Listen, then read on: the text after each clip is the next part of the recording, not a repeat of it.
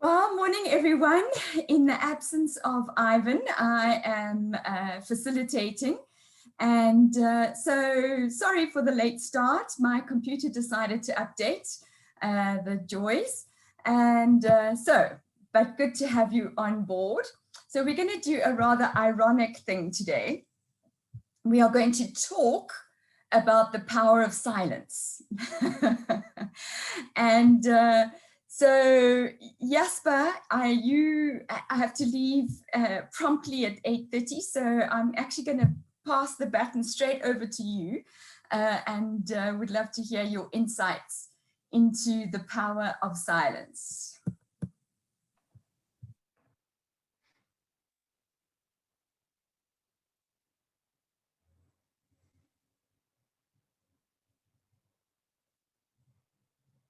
Can you feel the power? No, I don't have much to add. I just remember that when I just branched out in the sales profession, one of the things they taught you was to say that my most difficult thing was to come to a close, to close people. So I was good at the explanation, but I dreaded that moment that I have to ask them for their business. But the ultimate advice was ask them for their business and then stay quiet. And whoever speaks first, that has closed the sale or lost the sale.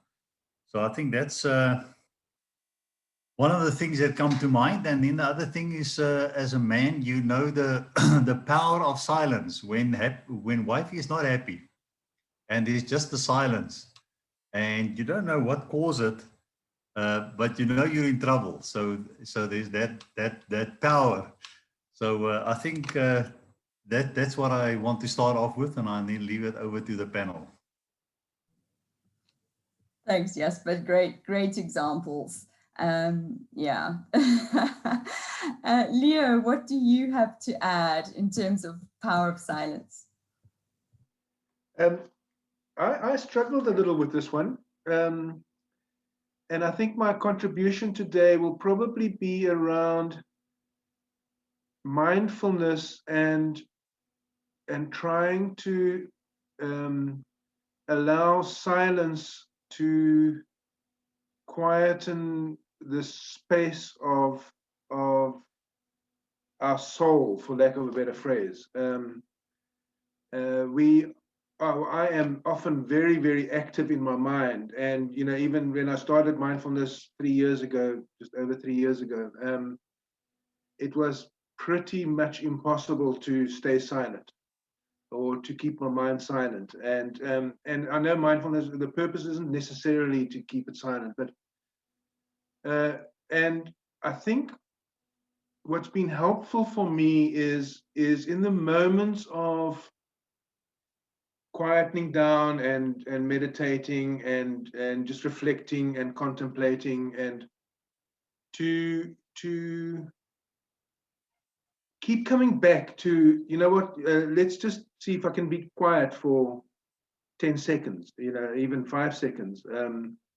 And it's been a tremendous help for me personally, in that it's helped me learn the aspect of non-judgment, so that when I get it wrong, I can come back to the start, 5 seconds later, and not, lambaste myself, and I think so. For me, mindfulness has been a helpful contribution to the power of silence.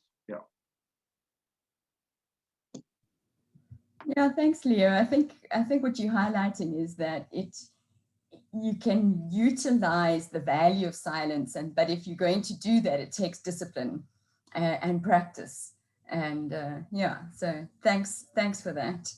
Edward, we pounced on this together. Like, what is the power of silence? So what have you let yourself in for?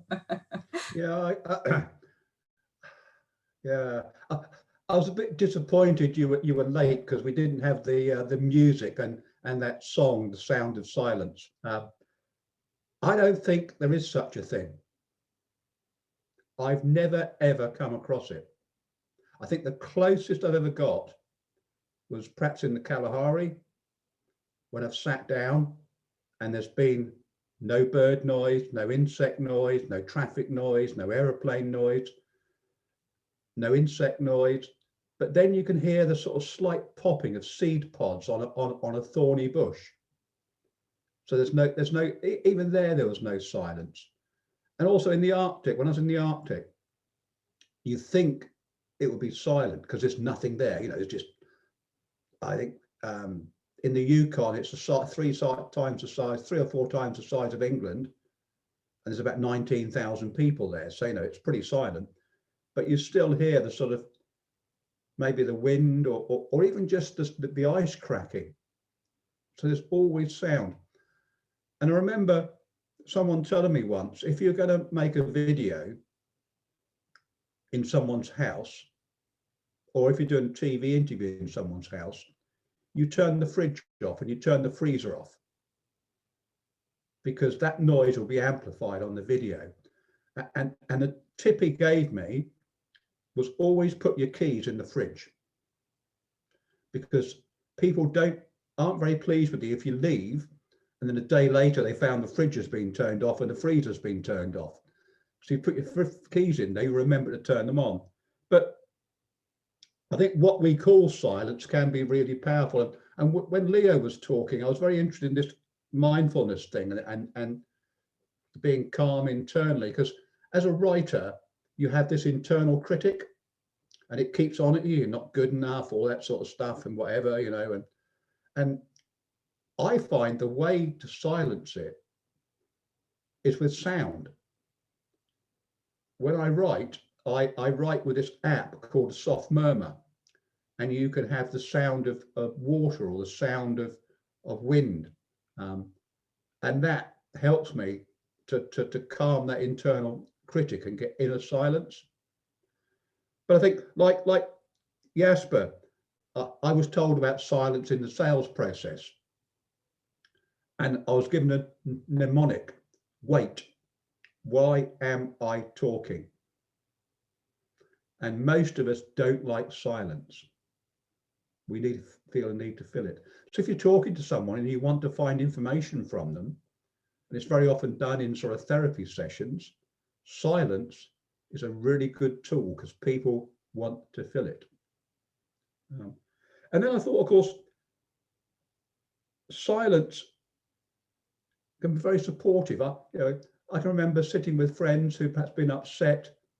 Talking wasn't the thing to do, just sitting there with them silently in solidarity was the thing to do, and words weren't important. Just being there and being quiet, sitting together was important.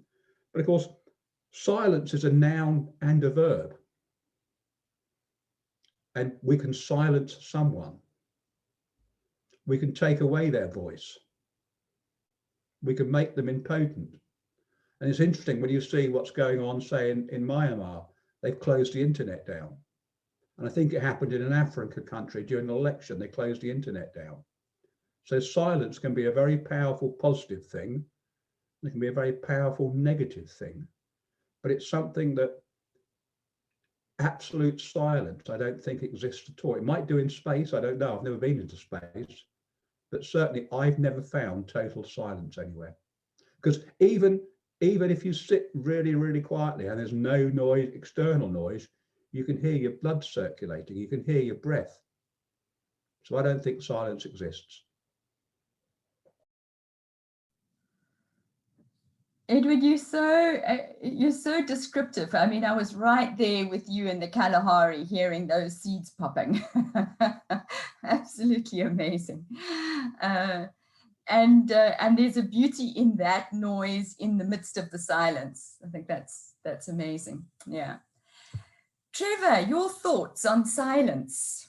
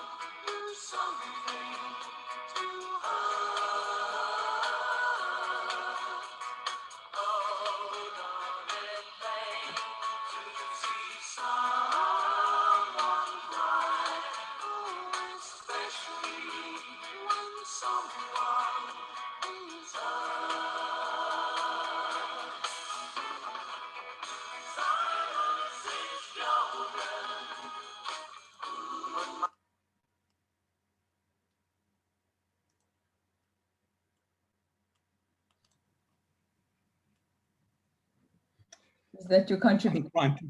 I'm trying to follow up on Hello, everyone. Welcome back to another episode my goodness. of Cryptomizer, where we talk about everything crypto.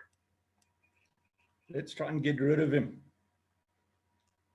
In a world of countless brokers. Well, now you're going to listen to all the guys that I'm listening to. I don't know if you caught that. Did you catch that? Good. I was just feeling sorry for Ed when he was talking. I just feel so sorry for this guy that he's got so much noise in his life that he actually can't shut down to any of the silence. But lovely description, Ed. For me, this theme of silence is about take time to actually think. So I like the connection to mindfulness. For me, it's a complete opposite of that. It's completely empty in your mind. So where we were talking of playing around in the surf and doing those sort of things, those for me are moments of silence, getting out into the bush. Ed talking of perhaps running through the Kalahari. Those are moments of absolute silence, and without having some of the chirping of nature and the breaking of waves, just to break down the harsh noise of urban society. I think that wouldn't actually be silence. Imagine being stuck in a vacuum chamber and not to enjoy the sounds of nature. So I think the silence, we're going to have to put a new description to that word silence. It's so important that it's the silence that is brought about by nature, where you are far away from traffic noise and all the advertising noise, all these adverts. Look, I was trying to click out of that blooming thing, and I was getting onto other programs that I'd been watching over the weekend. We are confronted by noise on a daily basis, even the TV on. That's noise in the background. So silence to me is just the time to relax and to think, empty your mind of whatever might have been hassling you. For me, I'm not hugely hassled unless I'm attacked in some manner. So I like just getting into a little silent chamber. In fact, this is one of my little silent chambers where I can put 1 or 2, 3 words on a piece of paper and then start building something out of that, which is what I'm doing right now. The reason that I'm actually sitting here, I'm quite proud of the fact that I've got rid of about 500 books and I'm realigning the bookcase, as you can see in the background, but I'm still in trouble. My wife wants these also out of here because I've got to get them, the other books, out of the other office. So I'm trying to work out how I can actually please her. She's giving me the silent treatment, Jasper. But she did bake us an apple bake yesterday. So I ate that silently with her with a little smile on my face.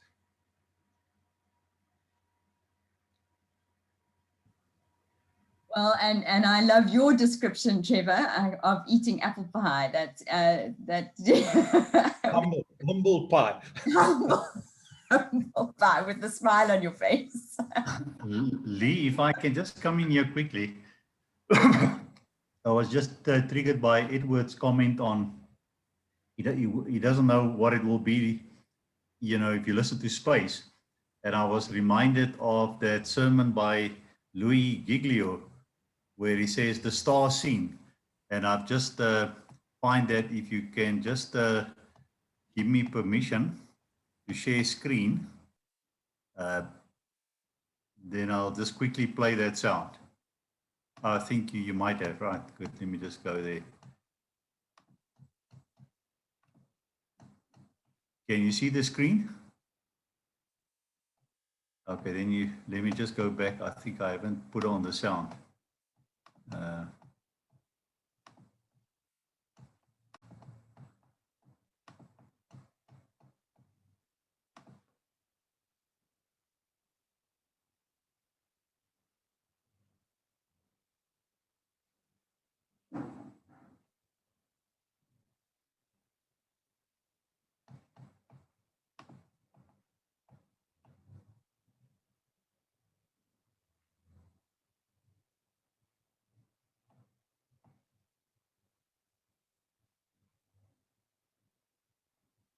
Okay, I don't know what happened to the sound now.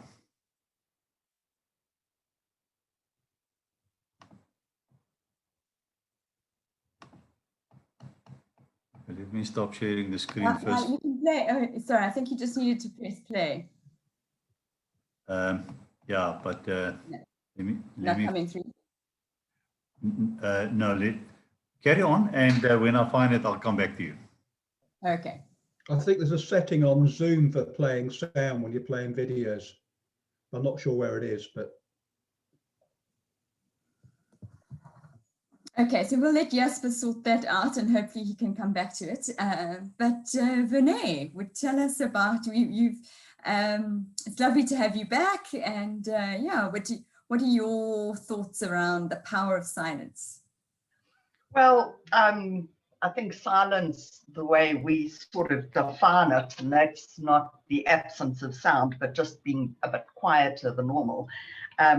I thought back to the days when I was doing therapy with abused women, and they have so much noise in their lives. And I found that if you just actually kept quiet, I think it was Edward that said that people like to fill that gap, and you could find out a lot more information from them if you stop asking questions and just be quiet. And eventually they want to fill that gap and start talking. I think most people are uncomfortable with silence.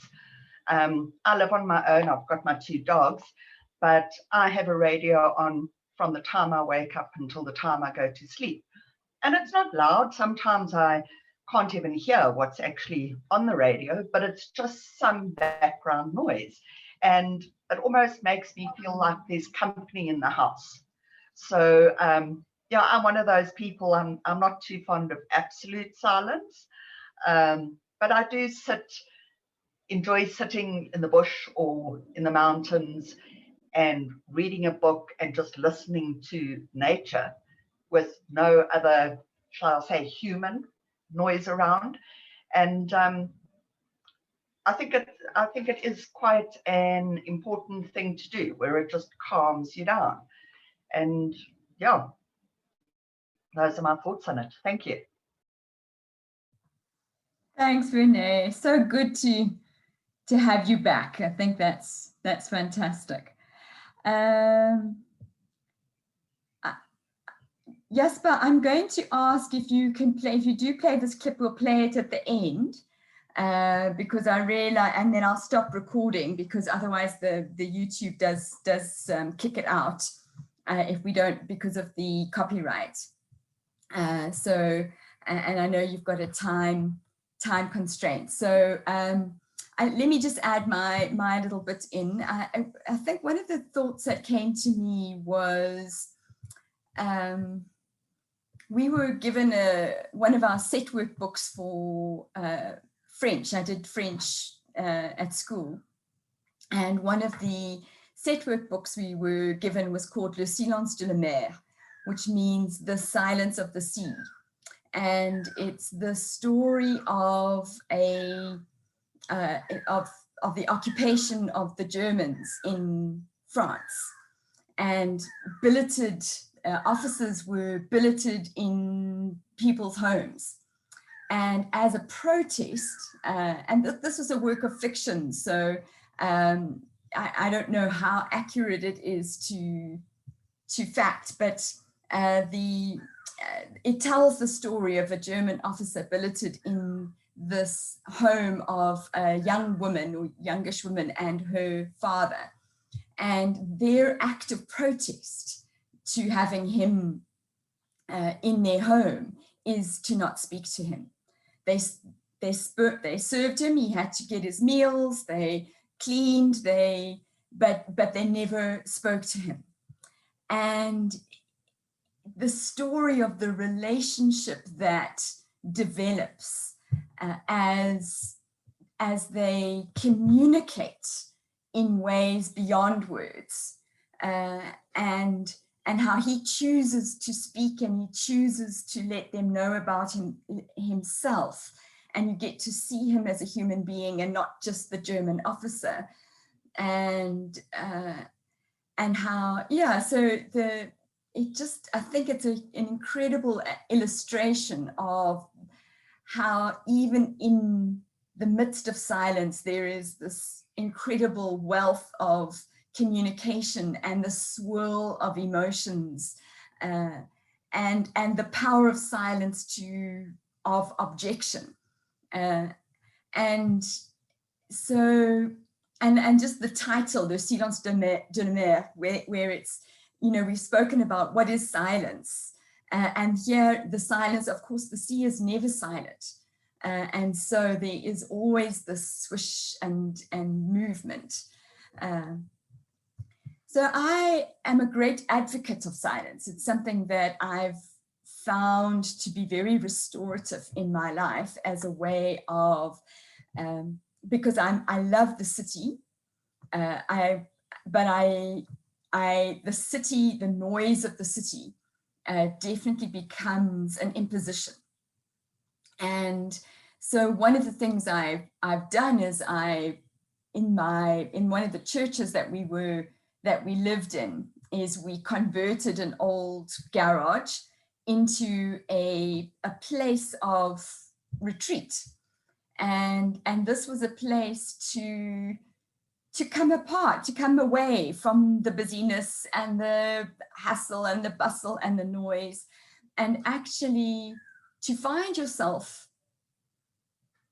in a place of aloneness, but that it was really a place of reflection, a place of thinking, a place of just needing to rediscover yourself, and in the midst of a swirl of activities.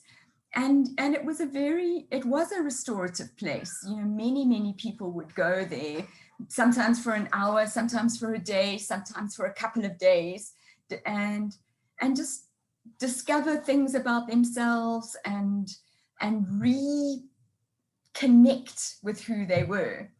And I often quote, and I never know if it's accurate or not. I read it somewhere and I haven't been able to find out if it's actually is a saying. We often attribute these sayings. So it's supposed to be an Aboriginal proverb that says, if you've walked for 3 days, stop for one, for your soul to catch up with your body. And I think that silence enables you to do that. It enables you to stop this hurly-burly and actually center yourself. So those are some of the things that I was thinking around silence. And so in thinking about tomorrow, I was wondering about there were two things that came to mind. The one was the power of conversation, because here we meet every day at 8 o'clock to think together, to share stories, and what is it? What is the power of conversation? I think let's start there. And then the other one that I'd like us to think about is Trevor's exercise of decluttering. And I'd like us to maybe also talk about that one. So Edward's reminded me of the time. I will make sure that my computer is not updating at that time. So yes, 6 a.m., 8 a.m. South African time. we will be together talking about the power of conversation. So see you all tomorrow.